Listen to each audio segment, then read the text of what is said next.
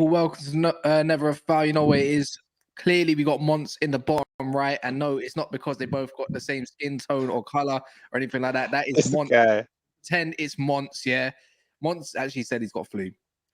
Me and Daps were talking to him earlier on the phone. Believe it or not, he spoke to me for a lot longer than you lot think. He don't have the flu. My daughter didn't fall for it one little bit. Oh, no one's falling for the flu. She was like, nah. Anyway. He sounds lazy. He sounds lazy. Yeah, we got the Rivals crew as well. We got man like Egal in the building. First time I'm speaking to him since he's been posting about Man United every single day since Sunday. Obviously Kendall.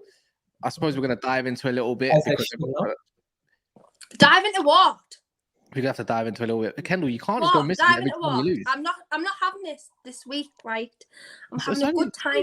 It's only short. I've just booked Milan today, so I'm having a lovely time. Hold on, what did you just do with your hands there? Was that turn it into a heart? That was mad quick, you know. Don't need negativity this week. It's not negativity. Go.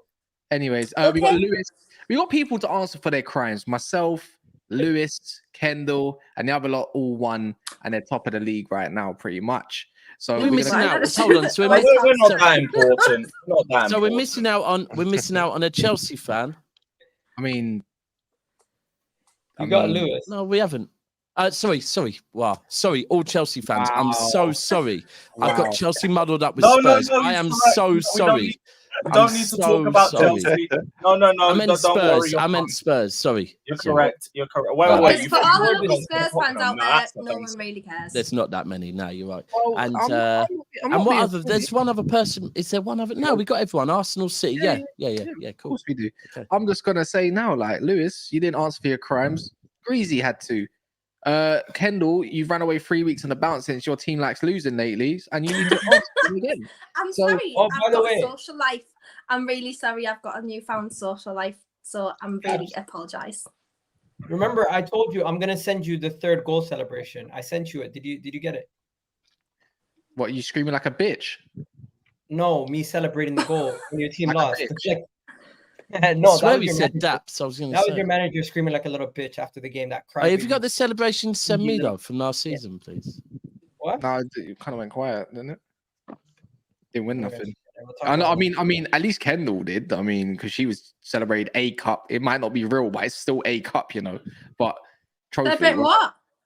Trafalgar Square trophy. Trafalgar Square trophy. I know winners 2022. No wait, 2023 Trafalgar Square trophy winners. Yeah, there you go. But yeah, before we're going to be talking about what we believe are the best transfers this window. There's one obvious choice in every single sector, and there's a few different ones, and we're going to go through them. But before we do that, we have to answer. Well, Lewis, you have to answer for your crimes, my brother. You can't keep running away all the time because. So we're not going to start with the biggest game of the weekend, which is Arsenal United. Oh, that's what we're going to build up to. We're going to go to a Nottingham Forest game. Oh my God! I can't lie. That makes it. The fact that Newcastle lost to Brighton, away from home. Manchester United lost. That's a bigger game too. We should talk about Newcastle and Brighton. I think we should not. Lewis, you lost at home to Nottingham Forest, and I haven't seen you since.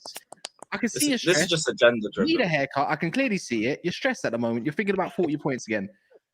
Lewis, you was at the game. That is rude. You was at the game, bro. I need to hear something.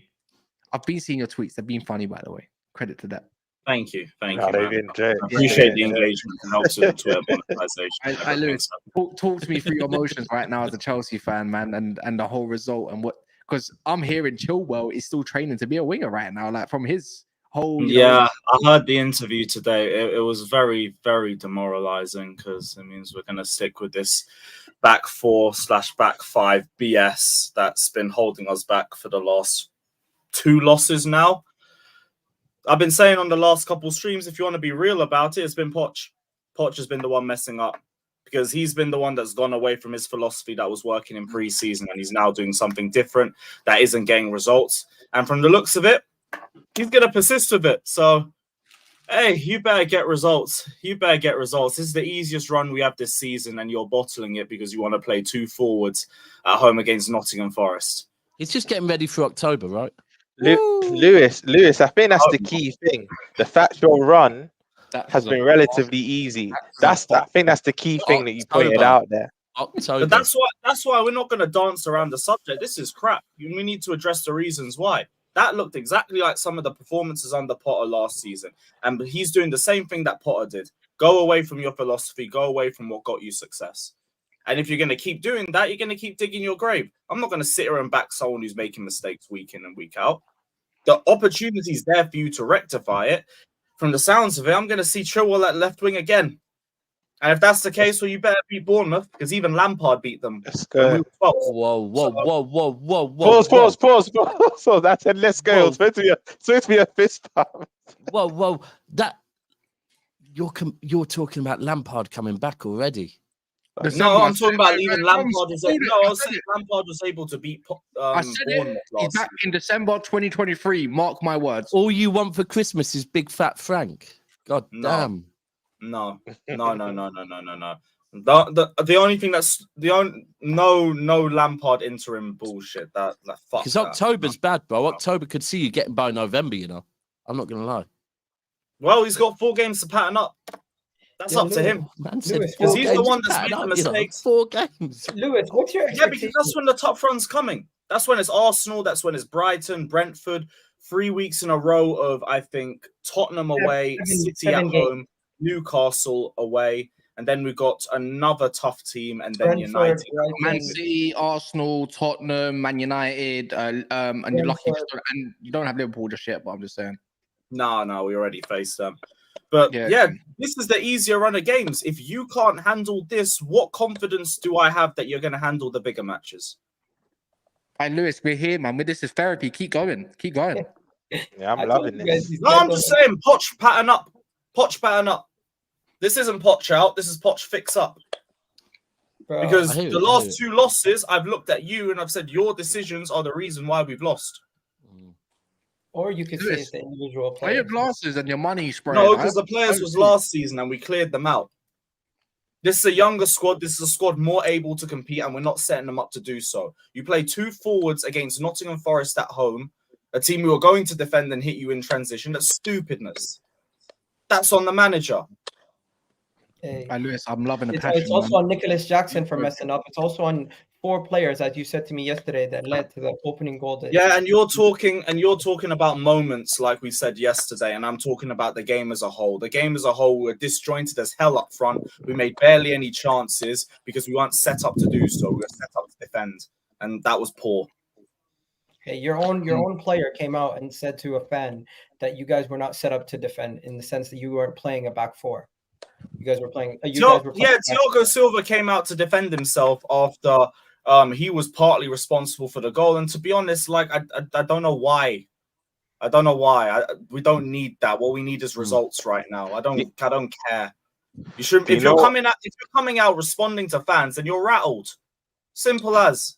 And a player makes it more quality, you shouldn't be rattled. You should just be focusing on improving. So I don't want to hear it. Leave it to he should leave it to his missus, to be fair. She'll deal with that for him. Do you know what makes it more frustrating, Luke? The fact that it was going so well.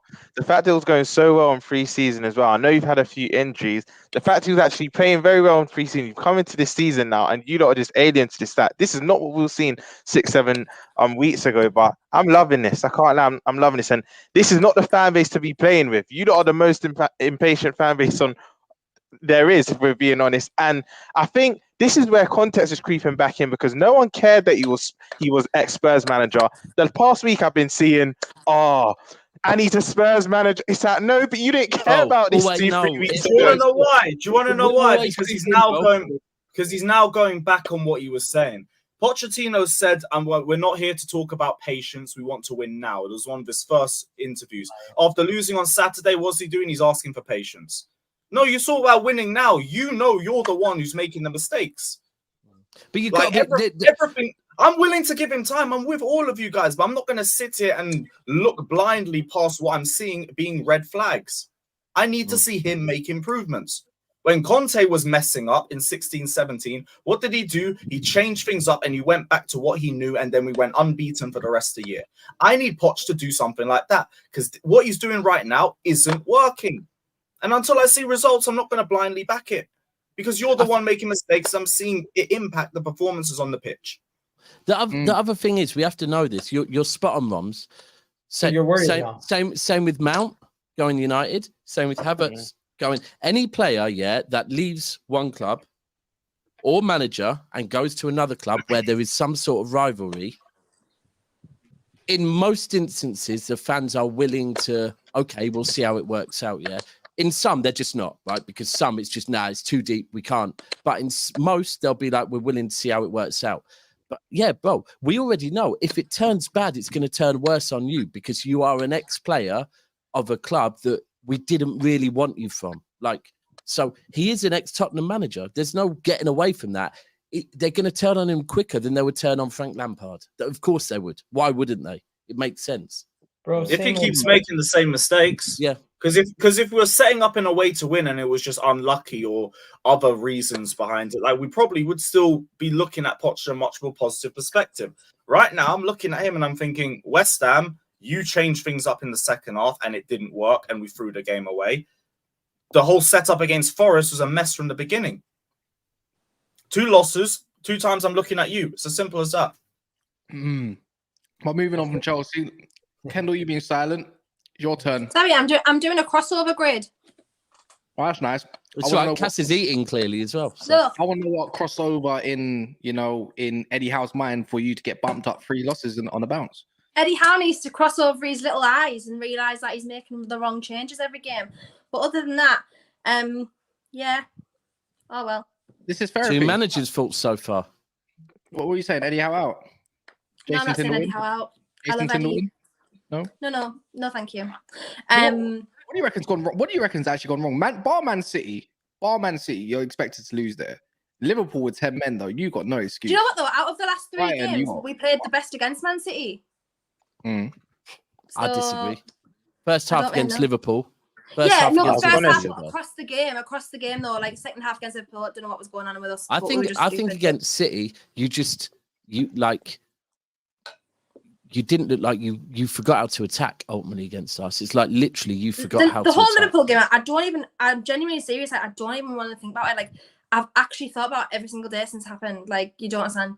Like Champions League draw was happening, and I just didn't even care anymore. I was like, I'm just thinking about Sunday. And that's all I was thinking about. I mean, you don't have to think about that. You can think about Brighton. 3-1 against Brighton, whatever, man. Like it was 4-1 at the end of last season. Do you know what I mean? Like to us. So what happened? I don't know. But yeah, we were just shit. Dan Burn, crap. Obviously, Dan Burn at centre back doesn't work. Matt Target, rubbish. Bruno Guimaraes is literally, he's been off the boil for about 6 months, so he needs to fix himself up as well. Isaac, non-existent. Miguel Almiron, see you later. Hope the Saudi window's still open because bye. Yeah, what else do I really need to say? To be honest? Jack said hi, by the way, Almiron. Jack said hi. By the way, Isaac's been shit too. Yeah, really bad. He was better for us on the left last year, weirdly. Mm-hmm. So, but obviously Gordon and Barnes both play there now, so not really sure what's going on there. Why didn't Hall start ahead of Target? Well, the game before the excuse was match fitness. Now, fair enough. Next game, Matt Target had whinged and said on the last day of the window that he wanted to leave, and we said no for whatever reason, and then he just was playing. So I don't know whether it was like a Eddie Howe thing, like he was like, look, we'll keep you around and you can play. I don't know, but he's literally, I've seen him play like 3-4 games now and he's been crap every single time, like genuinely crap. So I don't know. I think we really messed up in the window. We didn't fill the gaps that we needed to fully. And I know it's hard and I know FFP's there and etc. But I just think it's really bad. And then he takes Tonali off after 65 minutes, which is really frustrating because he's done that 2 games in a row now. The Liverpool game went completely to crap because that happened for whatever reason. Gordon was took off. Gordon was our best player against Liverpool, like genuinely our best player. And what did I tell you about Gordon? I love him. And I don't know for what reason. He's like the scapegoat every single time. It's very strange. And then Tonali was struck off again against Brighton. So, yeah, it is what it is. And everyone wants to be like, Newcastle getting back down to reality. They're overhyped, blah, blah, blah. Like, we were literally doing exactly what we did last season, the season before. It just was only for a short amount of time because we were 20th of Christmas. So, it's just frustrating. But we've got a good run of games now. We've got, I say good run. Bloody hell, if we lose against Brentford at home, I might just literally seal it. I'm just not even going to speak. I'm just going to delete because I cannot be bothered with this season, genuinely. But yeah, if we get beat up Brentford at home, then I'll cry. But we've got Brentford and Burnley and stuff, so I would expect us now, out of the next 6 games, I would be expecting 15 points minimum out of the next 6 games. Genuinely, if we don't get 6 points out, 15 points out of the next 6 games, I'll be like, see you later. That's weird. The positive is you got a good Champions League group. Oh, we've got a fantastic Champions League group. Fantastic in terms of away days. Are you gonna go? And I was very convinced. I was like, we're gonna get out of the group. I do still think we are, but oh wow, yeah. I was gonna say, are you gonna go? Because that's gonna be fun. Yeah, I've just booked Milan today, so I've booked Milan. Nice. I'm still waiting on Milan. I booked my flights and hotel to Dortmund as well. I haven't booked Paris yet. That's amazing. I'm gonna try and figure out taking Ame to Disneyland when we go. But nice. So I'm just trying to figure out. But it's decent, and you can get a flight from Newcastle to all them places. So it's, I was gonna ask, do you see a visible difference in how teams play against you nowadays? And how? Oh yeah, 100%. There's literally every time we attack now, there's 2 players on each player. Every single time they've and because we're so predictable, specifically down the right hand side with the Trippier and Almiron can't shoot with his right foot, so he's literally got to cut in every single time. So he's predictable to defend against because even if he takes it on his right foot, he's gonna cut in and cut on his left, and he's gonna do that. So it's just very predictable. I think we've played 4-3-3 for so long. We've played 4-3-3 for so long. We need to switch it up now. It needs to be 4-2-3-1 or something. Try and accommodate Anthony Gordon more central, Isaac on the left, Wilson. We need to start actually changing it up a bit because we're just very predictable now and it's very boring. And with your expectations going into the season, what did you expect from the first 4 games? You expected to beat some of these smaller teams, obviously. Where last year, if you started off City. We haven't really played a small team because we've had the hardest 4 opening fixtures in the league. So we've had Villa, Man City, Liverpool, Brighton. We're tiny. So I didn't expect to beat Man City, don't get me wrong, but I did expect to try and go then actually do something, which we did not do. I was so disappointed in how we played. Not how we played because the result was fine, but we didn't do anything. It was just boring. Liverpool result, I'll never forget for the rest of my life. I will literally think on my deathbed in 90 years, I'll be like, nah, can't get over that Liverpool result. Same as Everton. Neither were season. Roms by the looks of it, to be fair. I wouldn't. And then, the Brighton result was just a bit crap. The Brighton result was just.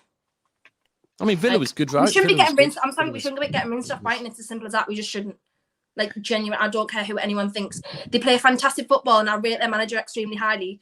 But for where we finished our season and stuff, we shouldn't be getting rinsed off Brighton. It's as plain and simple as that. We just shouldn't. And we got absolutely schooled in every single department. It was embarrassing. I loved it. So, I loved it, man. You just softened the blow for Man United. It's one more team that lost, right? Yeah, my team lost. But obviously everyone's heard my excuses, but I'm gonna hear it from your point of view, Egal, first before I hear you, because I know you're gonna talk some shit. So hurry up. Go on, Egal. What did you see since she was screaming your lungs off? Which is fine, to be fair. I'd be doing the same thing, But what did you make out of the match? First of all, you guys set up very defensively because I think you guys realized that you guys weren't going to come there and play attacking football against Arsenal. It just would have been suicide. So in one sense, you did well, but in another sense, you guys really had useless possession for majority of the first half.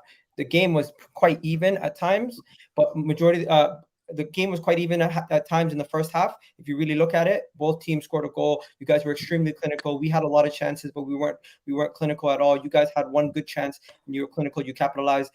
Everyone's going to get on to Saka and Kai Havertz for having somewhat poor games, and I do agree. So you can get onto them as much as you want. And then when it comes to the second half, that's where kind of things changed. You guys had to start taking some of your players off. Substitutes came off. The game really changed once we seen Johnny Evans and Harry Maguire on the pitch. and it was like we always knew a goal was coming. When you guys scored that Garnacho goal, I honestly thought you guys deflated the whole stadium, and there's no way we were going to come back from that if that goal counted. But luckily, he was offside due to the smartness from the genius from Gabriel Magalhaes holding his line and holding on to that offside. You know what I didn't get about that image, Egal, is he bent forward. Like I'm thinking, like, why did he bend forward and then bow down to try, like, it's, I don't know, he like, went like this. He leaned back. He Yeah, leaned back. He looked over and he leaned back. So if you actually look at the angle, you're looking at it from the back. So it looks like he's more forward than he actually is. But it's the same way when you've seen that goal against Japan, Germany, where when you actually see the line, it's a lot different because of the angle. But hey, going back to that, once Garnacho's goal was disallowed, game was done. From there, he didn't just bend back; he jumped back. It was sensational what he did. To be fair, he did the Michael Jackson. He said, unreal, bro. The way he did it was cold. I only saw it, I think, last night, and the way he actually did it was so switched on. Like, bro, he looked over. Bro, for someone that also doesn't have match fitness, because he hasn't played, for Yeah, him to yeah. clock on and just go, do you know what? Yeah, the way how quickly he thought, I need to move now, not I need to jump. Literally, bro, spot. Yeah. It's cold. No Partey, also no Partey, no problem. A lot of people are saying Partey's not there. Declan Rice, I need Cass to talk about him because apparently he's the 6th best midfielder in the league. So we're gonna have to talk about that because Declan Rice dunked on your head top, he ain't the done game nothing. winner, lost the That was a game, bit, made man. your The top, captain. no problem. I've witnessed Bruno twice now. And you know what? For the longest time, I used to say Bruno Fernandes scores goals. He does well. Wallahi, I'm done with that. I agree with you fully. He's the softest captain. He's useless in the midfield. He does absolutely nothing. He just walks around, orders people around, and does nothing himself. Takes no initiative to control the game. I think out of your midfield, Bruno was non-existent. You had Eriksen first half was really good, and Casemiro basically had to sit back for majority of the game. Couldn't do much. So your midfield. Egal, can I just? You just said. And finally, let me just say one more. Yeah, you go. Finally, the substitution that we made got us that third goal. You guys came forward same way how we did when we came to your ground last year, and we got the third goal. But you know what? I'm happy that all our substitutes came in and made a big difference. Jesus, Reece Nelson, Tomiyasu, Fabio Vieira got the assist, and people didn't even realize it, but Jorginho was on the pitch, and he just helped us kill the time from there on and hold on to possession. So, bro, can I just say one thing? You said there, no party, no problem, right? And do you know what? You won the game, so I get why you're saying that. But if we're gonna really look at this, based on how Havertz has started, would you not love to see Partey, Rice, Odegaard? No, I would rather play Fabio Vieira. Okay, cool. Please continue. You know what? Vieira's look good for you this season. You know what it is, You know what it is, Why I say he's 6th best, he still is the 6th best. Because guess what? I don't think he's been anything special in your games. Other than the Crystal Palace game, I wouldn't say he's been anything off the mark. Bro, you said it yourself. Man United barely went anywhere. So why has he done anything great? He scored a goal at the back post. That doesn't nullify. That doesn't mean his whole performance was great, mate. Because guess what? Him and bro. You can say how you want to feel about him, innit? But I still think Rodri's better. I still think Partey's overall better. I think Casemiro is better and he's done better. He will be doing better. I mean, sorry, not this season, I would say. I think Endo's better as well. I think Palhinha's better. And I'm pretty sure I said another DM before is better anyway. Endo. Calvin Phillips in now as well. I'd rather Bruno Gomes. Because man said Endo. You might as well throw Kobe Mainoo in there. The thing is, and now Amrabat's coming. I think he's better than him anyway. So it don't matter regardless. You can think if you want to think. I will think how I want to think. I think Caicedo's better than him. So actually, he's 7th best now. Okay, talk to me about the 90 minutes. Did he not boss your midfield? Did he not play everyone on the pitch? Egal, the way you spoke about it, I thought, let me just be quiet a little bit because I just want to hear what you have to say. In 90 minutes, we came to your gaff. We were never going to dominate anyways. Most teams don't dominate when it comes to Emirates other than probably Man City, right? Liverpool and everything. You have to play a certain type of way. So the way I look at it, we nullified your press. You couldn't get close to us. Every way you tried to play, you couldn't go through the middle. Bar the Odegaard goal, you've done nothing through the middle. So when you say anything along the lines, it was Martinelli that was hyping your attack. You talk about attack that you had loads of chances. Egal, no, you never. We had the same. You know what it is, Cass? You forgetting Martial and Rashford's chance. Actually, Rashford times 2. Actually, you know what? Go watch the image. I showed Daps the image as well, and even a lot part of the video. Hoyland got wrestled down. Not that image, by the way. Cass. Yeah, Cass, if I'm being... it's what I'm trying to say. It was such an even game. It's fine to call it, but in the end, who had more minerals? You did. It's fine. That's the way I look at it. And That's the what thing it was. it's fine. It's fine margins, because if United end up winning that game or drawing that game, we're speaking about a masterclass from Ten Hag. This is why the margins are just very fine. But you want to know something? Deleted tweets at 90 minutes. I forgot to mention Ten Hag. By the way, your manager lacks accountability. He's throwing players under the bus, and he's showing that he's a crybaby bitch. That's the reality. That's what he's showing. That's what he's showing. That's what he's showing. This is not the first time. It's not the second time. It's not the third time. He's done it. I'll salute that. When is he going to stand up there and be like, I'm the Manchester United manager. We just lost this game. You know what? I didn't do enough. Instead, he's going to blame the referees. He's going to blame the fouls. Has Arteta ever stood up there and said it was his fault? Arteta, on numerous occasions, said, I don't want to talk about referees. We did not do enough. It's my fault. At Tottenham away, when we lost 3-0 and we bottled top 4. If you're telling me, I believe you. It's my fault. Ten Hag, you're a spineless coward piece of shit. And he continuously throws his players on the bus. Nasty. Hey, Cook. I honestly don't believe. God, what's he done to you? I honestly don't believe. No, because the thing is, if you're gonna call someone a bitch, at least have accountability. Has he ran your dog over while his car was defrosting on the M25 or something? Tell us how you really feel, bro. 1 second. He and Bruno are the catalyst of what is making these Manchester United fans continuously complain and cry. At least Kaz sits there and says, you know what? We lost today, big deal. Some of their fans are still to this day, crying about every single decision that Bruno Fernandes or their manager mentions. And the reality could never is, be your club, could it, Egal? Grow a pair of balls and stand the hell up. Guess what, bro? I did complain about referees before, but when we lose the game and the game's done, I move on. These guys, their managers, their players, their fans are all singing to the same hymn sheet. And guess what? The VAR and the PGOL have come out and said verbatim, this was the right decision. The reason why we were crying, because they freaking had to sack Lee Mason for making a wrong decision when we're in a title race. It's two completely different situations. This is why I said this. This is why I said this. And finally, I'm done, Kaz. I don't want to hear nothing from that guy, that Ten Hag fraud. I personally think by the end of the year, he's more likely to be sacked than Poch or any of these other managers. He is on the cutting edge. He might be losing his job by the end of the year. Because this guy, if he continues to not hold any accountability to himself and continues to throw players on the bus and deflect everything to other people, he's not going nowhere. Egal, just to add on to what you're saying. Sounds of it.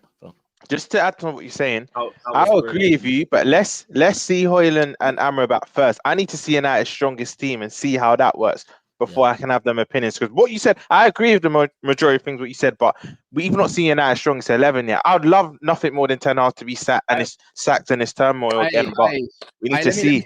So I love this because you know this thing, the thing is, calling someone a bitch, the last thing you need to do is accountability for yourself and talking about being a bitch. So when I talk about that, Gal, every single time, like, bro, what do you do on Twitter every day? You've been tweeting about Man United every day, and bro, I even shared it on people, like, for people to see on Twitter. There was all your excuses last season, different accounts, by the way.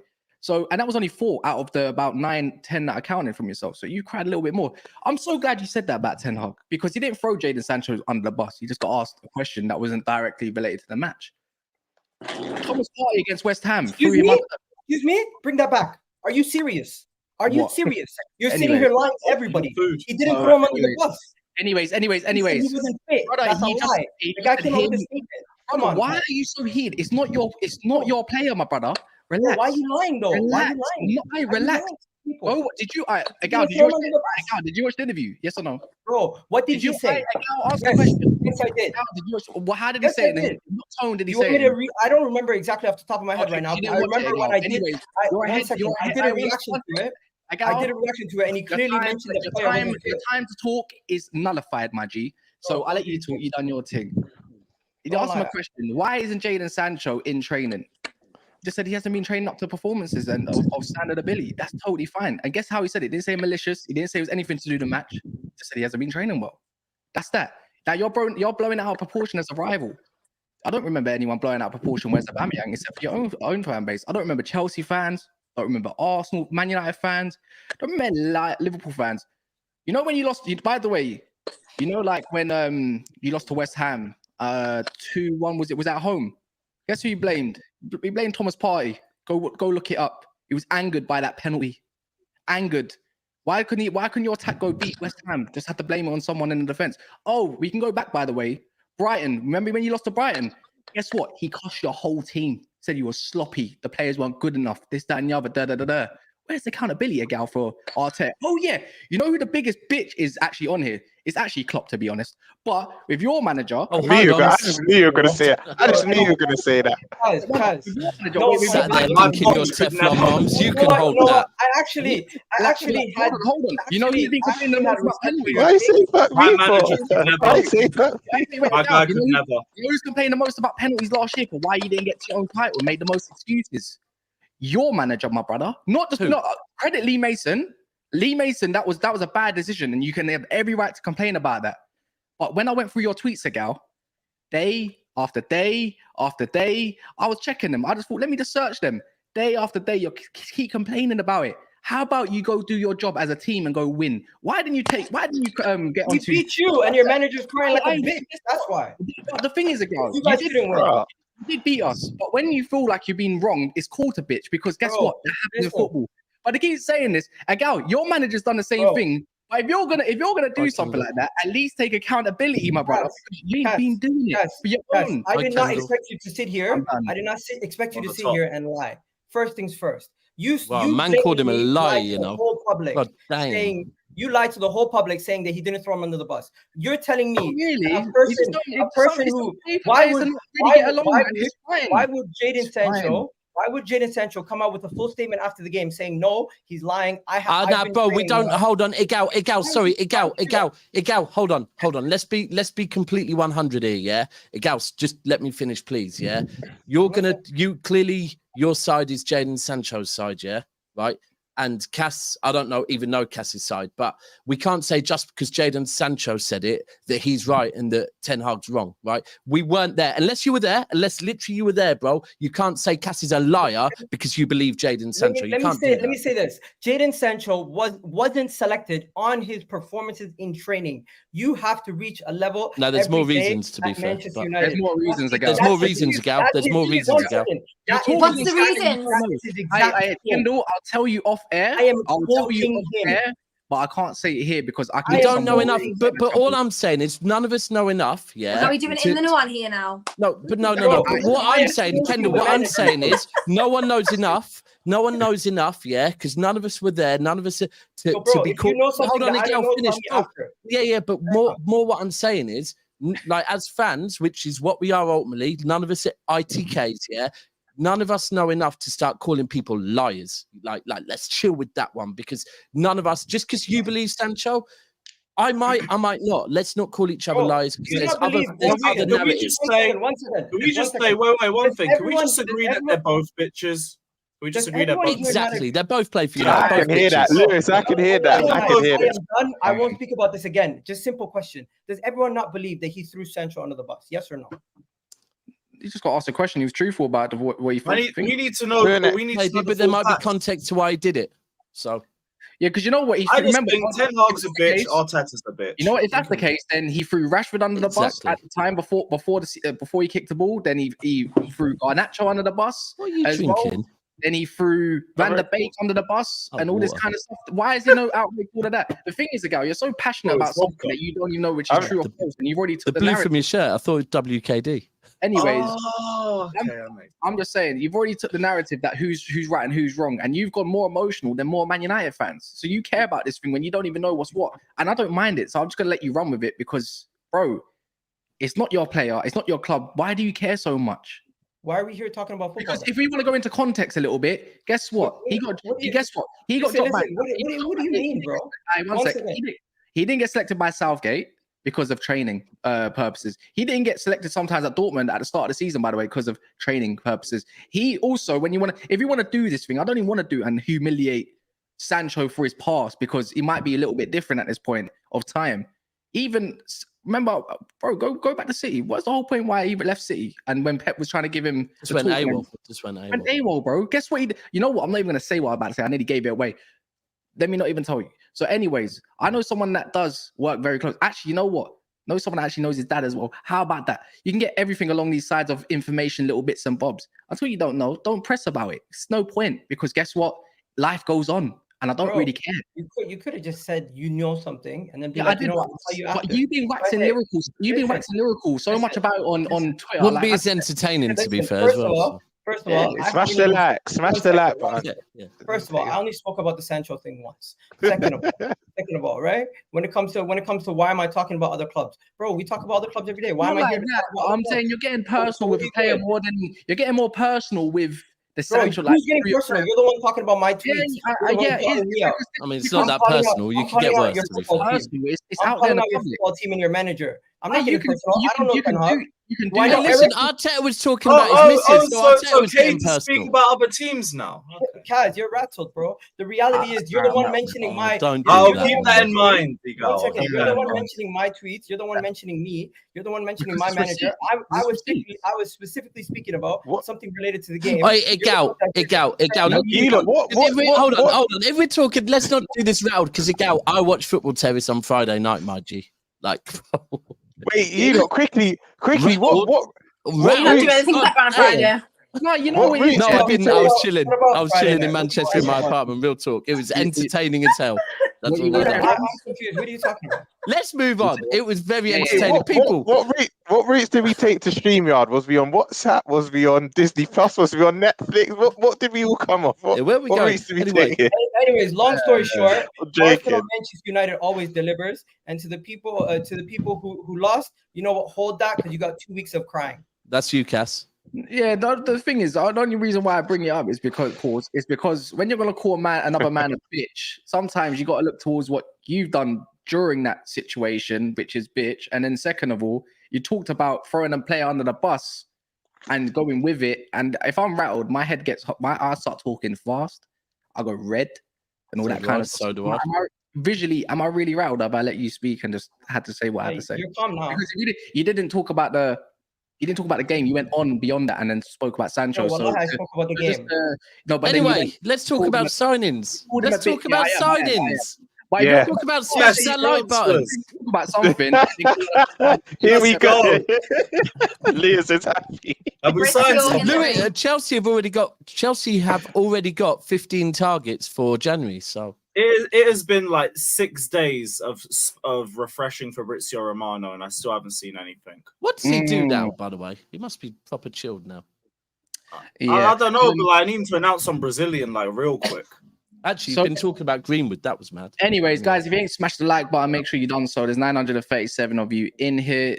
Channels of Egal and Lewis is also in the description if you ever want to hear them waffle a little bit about their clubs. But yeah, this is top. You know what I'm a fat fan of here, by the way. Everyone's gone club bias except me. Hold on, I beg your pardon. Check out my. You've got a Man City player in there. No, I haven't. No, I haven't. All right, me and you, Daps, fine, lovely. Oil clubs unite. Yeah, so to go through it little by little, everyone's got one player in particular in there. It's James Maddison. I put it in order, considering what you told me in order. So that's what I went in. So it might not be true. Rice, Maddison. I think Egal even told me, to be fair, Maddison is the best signing of the window. But this is what everyone has got. A lot of James Ward-Prowses. One was to Diaby, a couple Kovacic's. Malo Gusto. What? Yeah, anyways, and there's obviously a couple Declan Lewis. Let's respect Gusto, man. I don't have to worry about Reece James anymore because of him. Game changer. Do you know what? And that's the thing with this, just quickly. That's the thing with this, yeah, because and I think mine, apart from one of them, is obvious. I think there's two very obvious players in Ward-Prowse and Maddison, yeah, because you're looking at the price and you're looking at the impact so far. But but there's other reasons. Like there was loads of players that popped in my head and I wanted to say and thought, nah. You do have a valid point with Gusto, you know, that whole thing of Reece James, for me, when fit, is possibly the best right back in the Premier League, yeah, but he's not fit enough. And that's been a big issue for Chelsea, that you keep having to change it about. So it's a really valid point that if you've brought in someone that can perform at a similar level, and now it means that Reece James can get the rest time he needs, not just get it sorted, but then not be rushed back. That's a really good point. So I do. Yeah. Before it was the corpse of Azpilicueta. And the truth of it is that could actually save his career. Like, that is the truth of it. That if they keep rushing him back, my guy could be retiring like Micah Richards, mad early. It's literally what we were doing to him for the last 2-3 seasons. Let me hear that stuff. Or you could get Aston Villa. Everyone can take off James Maddison for the time being. I think that goes down hand on heart to say he's the best signing of the window from Tottenham. Especially for the price, man. For the price and the fact that I guess you always pay a premium for impact players, yeah. GA, right? Yeah. And with him, 40 million for how old is he as well? That's relevant. But don't forget, he got relegated. So no. But bro, that's fine that he got relegated. But ultimately, they've paid. I think it was 40 million for still relatively young. Would we say? How was he? About 26. Yeah, he's about 26, I think. Right. 26, and instant impact, and he's someone that impacts on games. That yes, he got relegated, bro, but come on, we can't do so that. Lewis, I'm going to point out the obvious one. Why have you, out of all the signings, like, I can see there's some Chelsea affiliation there with Kovacic, but I have to back that one personally. But why Gusto though? Like, out of all the signings, why Gusto? Well, I thought the idea of this would have been best so far as well in terms of their form. And Caicedo's been all right, but like for the price tag, not good enough for him. Has he? Like, he's been a lot better than people are giving him credit for. Who else? Jackson's been really good, but he hasn't got goals and assists, so people won't really take that one. I think Gusto's had a very good start to the season. Not really been at fault for anything. The right-hand side has been brilliant for us personally this season, and he's played 3 out of the 4 games. Yeah, I think so. So, and like we said earlier as well, it means with Reece James, I don't have to rush him back. We can rotate between the pair, and I think, honestly, Malo Gusto's a quality right-back that I think goes into a lot of Premier League teams personally. So I think it's the best move for us that's worked out the earliest. But yeah, you can't lie, it's been a wicked signing. I just obviously, according to most of us, we think there's been better ones. And also the price, when you think about it's a little bit of Chelsea bias. It is what it is. A little bit. Yeah, just a little bit. But hey, you know what you're getting with me in there. I'm going to put one Chelsea player in, but I couldn't. You're proper 12th. I mean, proper Chelsea. Yeah. All right, I'm going to move it over to Egal's list. Egal's got Rice, Maddison, and James Ward-Prowse. A couple people had James Ward-Prowse, including Daps, including Kendall. Beforehand, I think Mons had James Ward-Prowse in his list originally. But yeah, what are you saying there, Egal, man? James Ward-Prowse, impressive. All them set pieces, kind of. I think everyone should have a West Ham player in here somewhere, except obviously Lewis. I think first of all, the James Maddison, Declan Rice, it's a coin flip. But if you're going to go based on the price, you can put Maddison. If you're going to go based on impact, they both are going to have a massive impact. So that's fair. But then the James Ward-Prowse thing, the reason why I put him in there is not only set pieces, corners, but the guy is already showing that he's going to be their creative spark, and he's probably their leader. Like, it's crazy to think. Yeah, a lot of experience there with him. He's just joined them. He was Southampton's main man, and he looks like he's West Ham's now main man.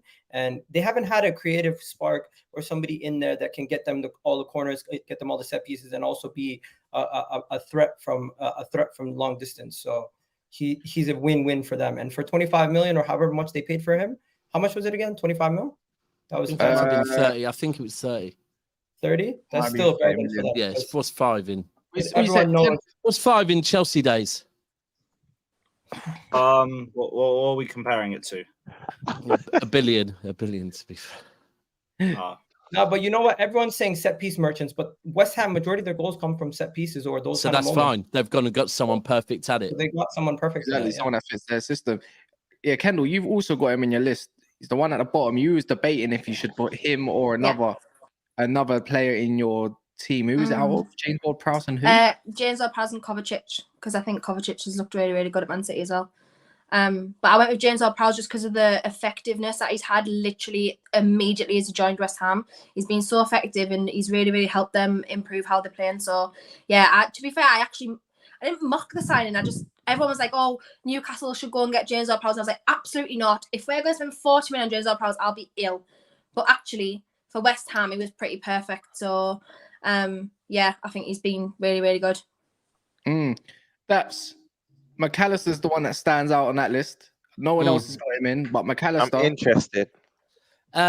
So I'll bet you right. are. So here's how I got to McAllister. Right.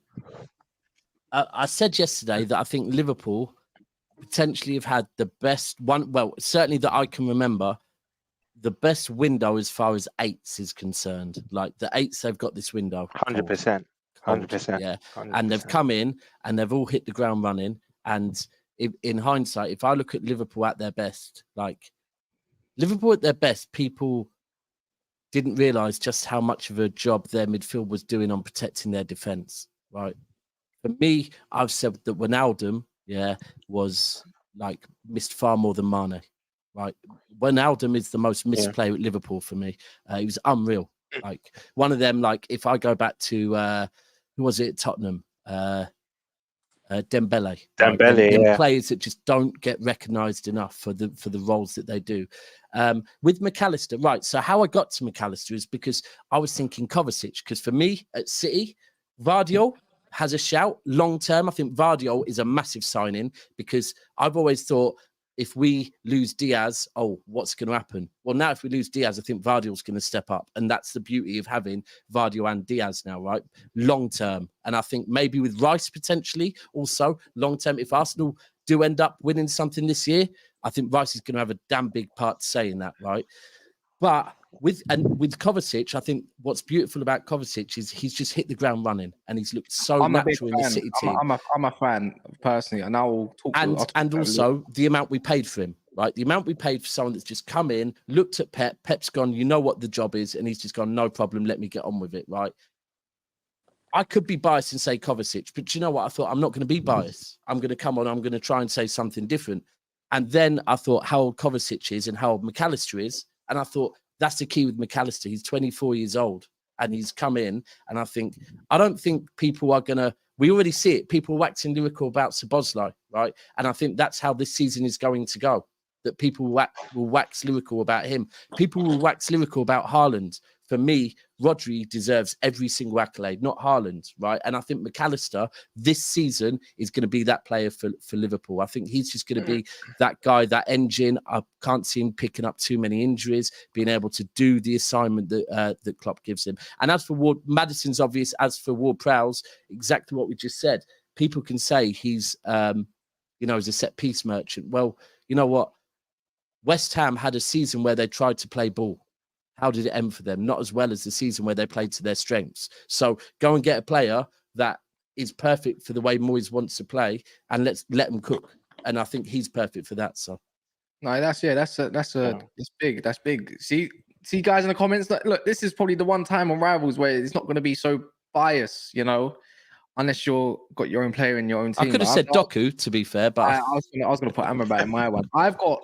He even kicked a ball. No, he played for 70 minutes. How you mean? No, I'm joking. I've personally got Edson Alvarez in my team, right? And I saw that's a shout. In the first game, for the price that he went there for, it was meant to go Dortmund. It collapsed. And can we all agree, right? How shit Souček is? Yeah. Worst player in the Prem? But I'm still on to Flawless about how Flawless. Like 3 years ago, though, they were proper buzzing over Souček. That's why. Flawless. Yeah. Who was it that Flawless a few weeks ago claimed that that he was better than, I can't remember who it was, but I will even my face, and I generally back Flawless against Hassan, was like, bro, you're going too far with this. You can't. I remember that stream. It was against another. Was it? Actually, I don't want to misquote Flawless. Was it? It might have been Havertz. It might have been Havertz. It might have been. I think it was Havertz. But even if you look at these players, like when we're looking at Ward-Prowse and we're looking at Alvarez, it's the other players they've unlocked around him as well. That's exactly the way I'm looking at what's called Alvarez. Like he came in, his first game was against Chelsea, and as soon as he came on, he made that difference in like making it solid.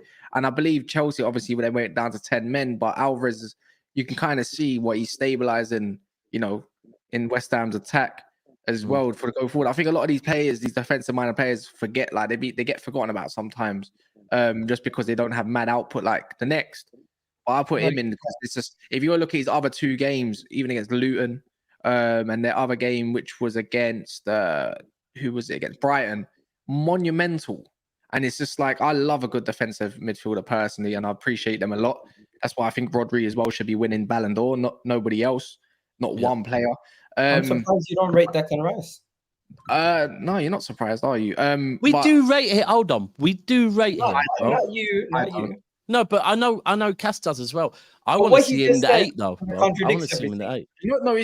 It's not for me. With Declan Rice, see, you're already trying to put little sly ones in there, Egal, because I don't agree with you.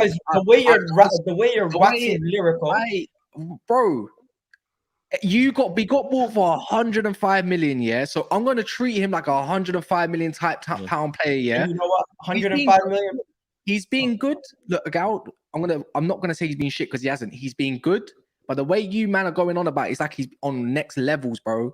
And that's what I'm gonna say like this. He's been good. Let me see it in the Champions League a little bit as well. Do you know what? Can I just say one thing? Yeah, go on. 105 million, yes, but guess what? You got 105 million pound players at Chelsea. They're not winning games. You got 100 million pound players at other clubs. You got 100 million pound players at other clubs. They're not winning games. If you got 100 million pound player, he should be a talisman who wins you games. And guess what? Declan Rice, we needed him. He came through and he won us the game. Egal, can I just say something? So I've just said, that I actually think over the season, he could end up being that guy, if he keeps stepping up and getting goals like that, right? But here's the thing, right? This is maybe one of the reasons why people have been apprehensive with putting Declan Rice in, and I've always said this about Liverpool fans when they try and defend Trent, and I say, but the minute a fan base goes and puts someone on a pedestal, right? Be prepared that you're going to have to defend them 50 times more, right? Oh, yeah. Last season, I found a clip, from before the Charity Shield last season where I was on Coppish and I said, what I need, this was before the Community Shield last season. I said, what I need, I'll send it to you afterwards, is I need a Darwin Núñez goal. Because I know if Darwin Núñez scores against City in this Community Shield, Liverpool are winning the Premier League, the Champions League, the Carabao Cup, the FA Cup. They're landing on the moon. The net spend everything, based on one game, right? Because that is what will happen. They'll be put straight on the pedestal. And I've seen it. I've had to defend Grealish. I've had to defend Haaland because the minute your fan base puts someone on a pedestal. Now, Rice has had a good start. For me personally, playing in the 8, he has an even better start. But he's had a good start. But there are people now saying, I've witnessed it with my own damn eyes, that Declan Rice is the same level as Rodri, right? Now, bro, Rodri has had, I'll remove his first season. Rodri has had 3 seasons doing what he's doing, turning up clutch, winning games, won Premier Leagues the last 3 seasons, count the Champions League, also done it for Spain, right? And because of 4 good games, now Declan Rice is being put on that level. That is why we're apprehensive, because we're going, do you know what? If someone is that good, he's just doing what he's supposed to do. So we're not going to say he's the best signing because he's doing what he's supposed to do. You know what? Just to add on to that, I was challenging his thought process because, of course, he has a West Ham midfielder in there, and the way that he was speaking about him, you would think that he would rate Declan Rice. Also, what you've said about Rodri, if I'm not mistaken, a former teammate of his, Antonio, was the one that came out and said, "Of course, that's his boy. It's his boy." The one who said that, and another person who compared him to Casemiro and said he's better than Casemiro was, if I'm not mistaken, Kieran Trippier. So these are professional footballers making these takes. Who gives a fuck? I'm a professional viewer. I'm just saying. I'm just making the point. I'm a professional.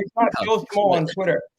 Pause. It's not. I hate this narrative that people think because they've been playing professional football and because they are professional pundits on TV. And Kaz.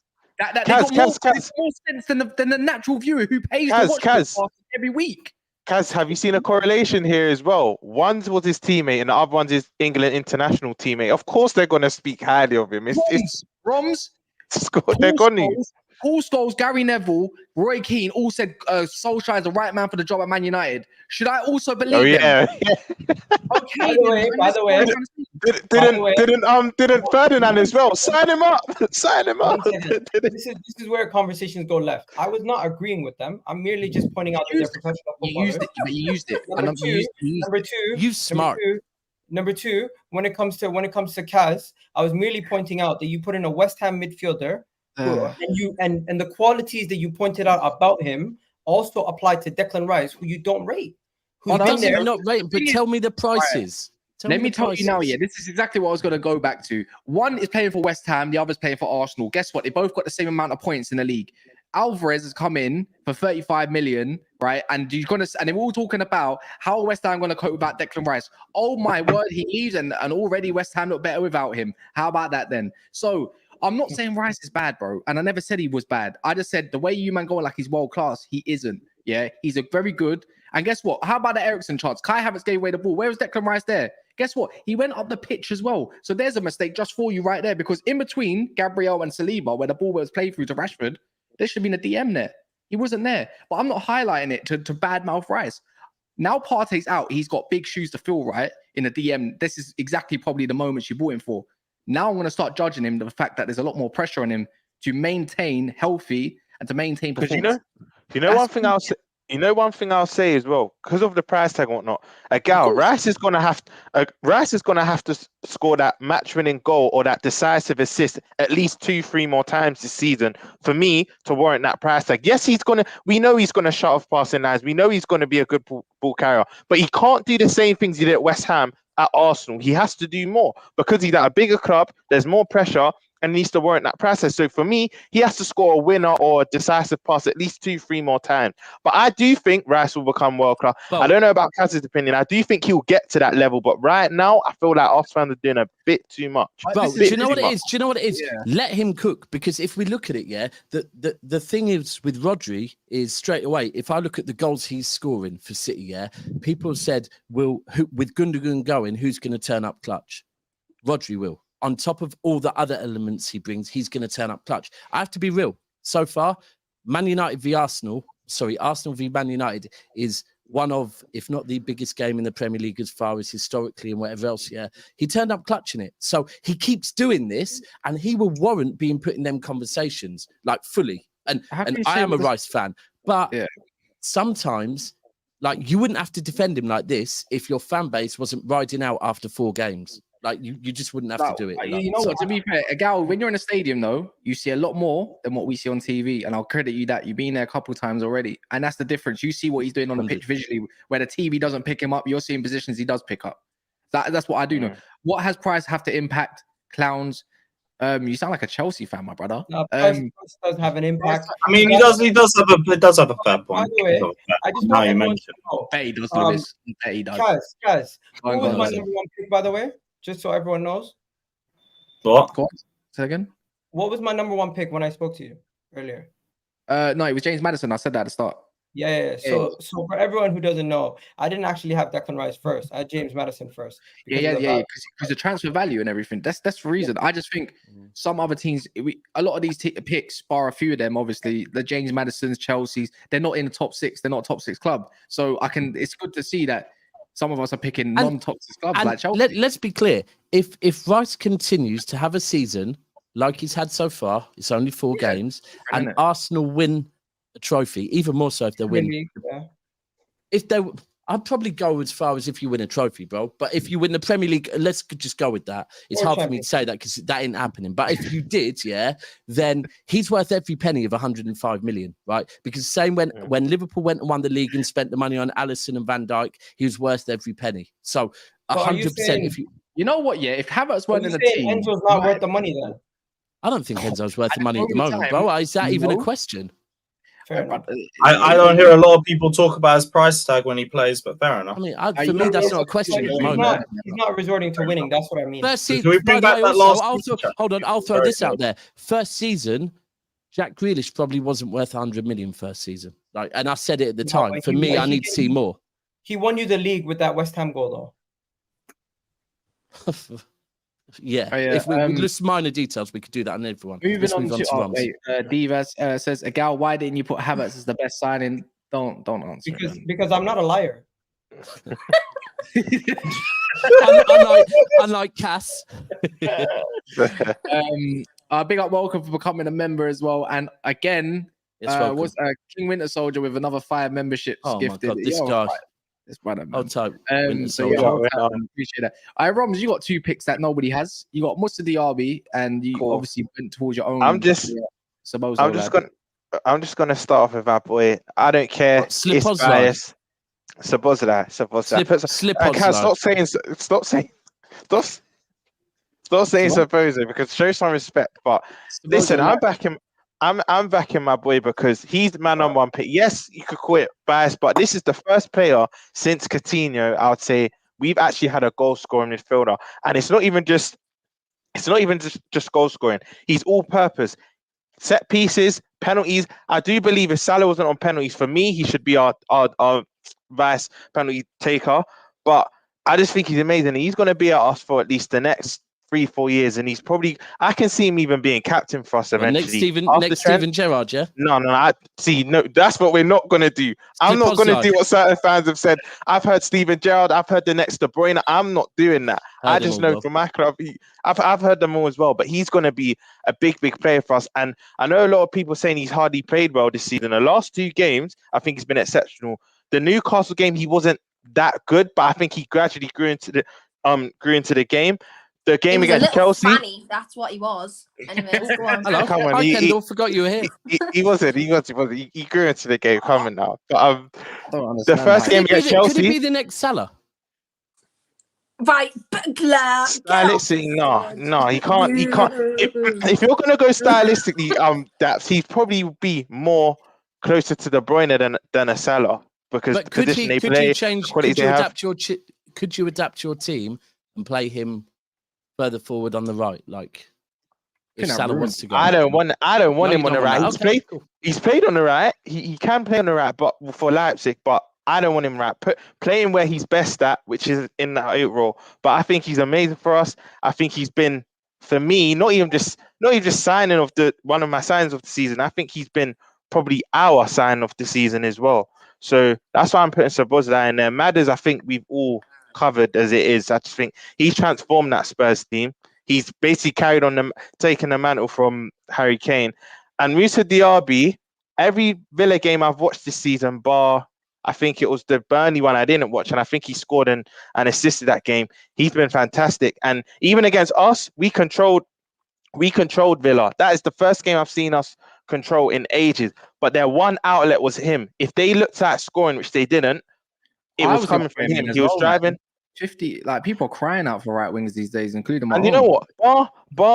Bar my club, Egal's club, and Daps' club, he gets into every of the other top 10 teams. So I think Diaby's amazing, and I think he's going to be a big reason why they win Conference League. I've said from earlier, I think Villa win the Conference League. I think him and Watkins as a pair, if he can stay fit, he's going to be the big reason why they lift their first European silverware in years. I'll tell you something about Unai Emery. If he's going far in Europe, he will throw away the league. He won't give a shit about 100%. Villa have been weird as well. Like, they've looked really good against like the lower level teams, but then against the like higher level teams, they've looked a bit weird. Like, they've got battered. So and they've got really severe defensive injuries as well now, because Tyrone Mings, Diego Carlos went off at the weekend as well. I think he came back fine, to be fair, in the end. I don't think he's got a massive mad Kendall, injury. Even I think you'll agree, even though you battered them, not only his goal, he looked threatening as well. He was like their only outlet even against you lot. Well, let me ask you a question. Is Aston Villa better than a team like Frankfurt? Because that's the kind of teams they're going to have to beat. I'll say similar, you know. Conference League. Depends on who drops out. That's a good question. Yeah, because third place Europa goes to conference, don't they? Yeah. Might be a Brighton there or something. Because I think the only way they're going to win is if they're in the Conference League, right? Aston Villa. Yeah. So you're right. That's what I think. That's what I think is going to have to happen to them. They're going to have to go far in the Conference League and the league. I think Unai Emery at the end of the year, you're going to see Aston Villa finishing like top 10. mid-table. I actually think he's going to be the most influential player in whatever they do. I think more than Ollie Watkins this season. I genuinely think he's that. And I don't think he'll even be at Villa that. After this season, I think he'll say to Villa, you know what? I've given you a year. Yes, you paid a lot for me. You can get a lot of money for me, but I'm off. That's how good he is. Because a lot of our fans, big up Tom Little, because Tom Little says this all the time. A lot of our fans, he was our Salah replacement. Like, we wanted him if Salah was to leave early in the window. A lot of our fans have been calling for Diaby. So I can't see him being at Villa long. And I think they do win the Conference League, which I believe they will. He'll be the main reason and doing well in the league as well. You know, a lot of people talk about, like, so for example, when Haaland arrived at City, one of the first things is people wanted to focus on potential release clauses. Yeah. And even with Bernardo signing the recent one, everyone wants to focus on release clauses. I think most players nowadays, most players have some sort of release clauses in their contract, because why the hell wouldn't they? And I think these players that come to clubs like Villa, no disrespect to Villa, but there will be release clauses in there about, like, and they'll be right for both teams, by the way. They'll be that Villa get, if someone comes in for him this summer, he'll be allowed to leave, but it will have to be for the right price. Like, they'll probably have 90 million whacked on him already. That if someone that finishes in a Champions League place comes in for me, I'm allowed to go, but it will be 90 million. Like, same with Grealish. Remember, Grealish signed the contract 100 million because I think he'll be allowed to leave to a people, Champions League club. You know, agents will look. And I always remember who was it that came to Burnley? Was it? To be fair, he hasn't gone much better than when he joined. Was it the winger? Cornet, right?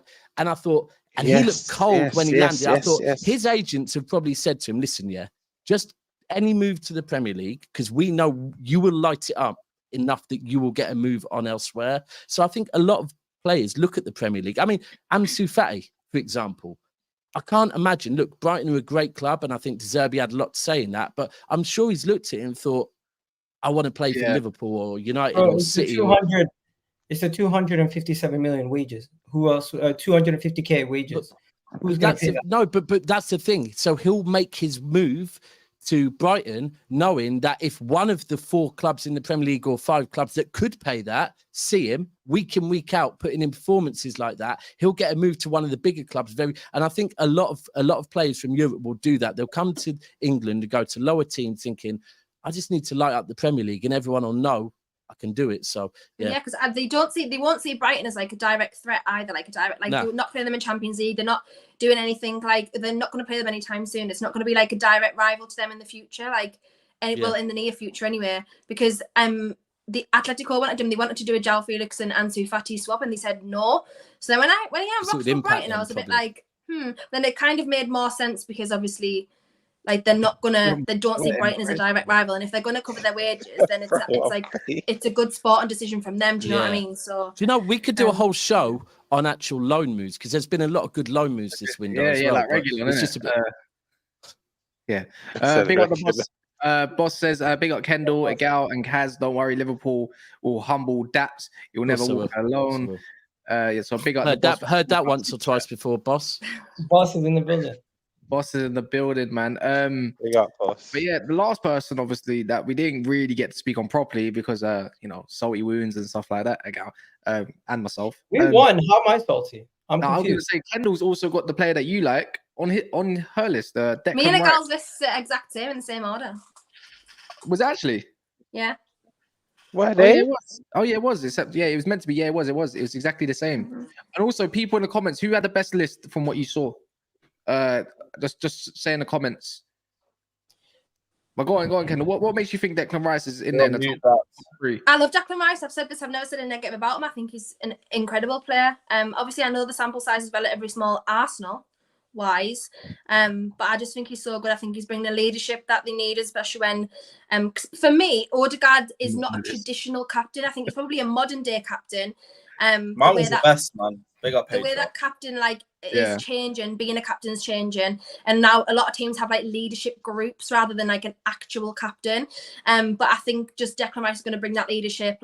He's already made an impact to me. He can play in a couple of positions, and I just think, I just think Declan Rice is fantastic. I don't care how much he was. I think he's going to be worth every single penny.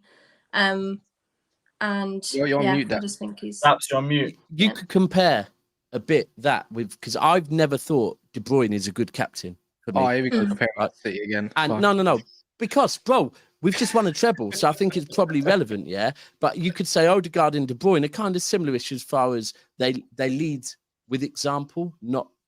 But then you could say Walker and Rice are probably a bit more, a bit more passionate and whatever else. And I think you're probably right with that. I think Rice will. I personally think Rice will end up being Arsenal's captain for me. But yeah, I think so as To well. be fair, I don't think he takes it from Odegaard. But Not yet. I think he will because I think Arteta loves those like big, not controversial, but like those big decisions where he wants to make sure that everyone knows he's in charge still and he's like running the club. So I think I genuinely think he will. I do think Odegaard would have a problem with Odegaard- Sheffield. When you have the captain's armband, though, you have less pressure. Odegaard is the captain and he's the heartbeat of the team. Anytime there's a situation where somebody needs to get out of a problem, they pass the ball to him. Declan Rice is the second in command. I don't disagree with that. Gabriel Magalhaes shouldn't be the second vice captain. It should be Declan Rice. So that might change. The vice captain can change. a bit like Leonardo and Raphael. I get it. And I think we can conclude it there. Obviously, James Maddison's won the window. Something Tottenham. Well, Chelsea won. Tottenham have won something. Are you gonna do? Pain in my heart. Kaz, are you gonna do worst window? Because we all know who you guys are gonna pick. Oh, do we? No, there's two. Who would we pick? I think we all know. Lewis might as well do that stream by himself. No. What do you mean? Someone secured Harvey Barnes, bro. I don't want to hear that. Nah, Harvey Barnes hasn't played, man. Barely. He's played about 10 minutes. It can't be us for the worst window. We've had a brilliant clear out. Actually, Kaz, you have to be in there with Mount. Hold on, man just signed Johnny Evans for fuck's sake, and Johnny Evans, like, come on, bro. Johnny Evans, Regulon. Yeah, he's trying to deflect to me. Oh, Mount Johnny Evans and Regulon. Yeah, United are in the mixer for that. Yeah, United are 100%. definitely in there. What do you mean? If they're doing that, then Arsenal going in there as well, then, because they got Havertz, they've got some injury, and they've got players that they haven't replaced yet. They've also had a bad window then. You know what? The team that's Hey, trying to say bring. my club. I'm not gonna lie, this transfer window stinks. It's actually been so crap. it's I'm been sorry. alright. I think it's been all right. I think it's been all right. No. You know, It's we've gained amazing. about 7,000 subscribers, and it's been all right. There you go. This has been the Subscribe best now, window of smash a my life. like. Thank you. Never a foul transfer window. Lovely. Sensational. Number one. Bring 10 out bring of back 10. January. Transformational. Daps, £50 we slap you at Anfield. I mean, Oh. at the bottom, you can Do send it. £50. No. If you want to do the Some things are if inevitable. if you want to do like that's something I'd agree. That's like a Spurs fan could rock up in here with big bollocks and tell me £100 we beat you at fucking their gaff, and I'll go, I ain't having it. Like, if you want to do league, we'll do the league, bro. No problem whatsoever. If you want to do the Etihad, we'll do the Etihad. If you want to do who finishes on more points, all of that with more trophies. Nah, Anfield, I'm not on it at all. I'm not on it. But Get yeah, rid of fans, I'll be on it. Get rid of fans, I'll talk to you. But we're going to end it there, and we'll be back tomorrow. We're going to be doing a little bit of a Arsenal review, but with troops and ROMs. So it's going to be a little bit of a mixed one, but it's all going to be about what we think about Arsenal at the moment. We're going to be doing different teams, etc., etc. So big up yourselves in a bit, and go wash your sleep well, clothes. people. It smells. It's hot out there, man.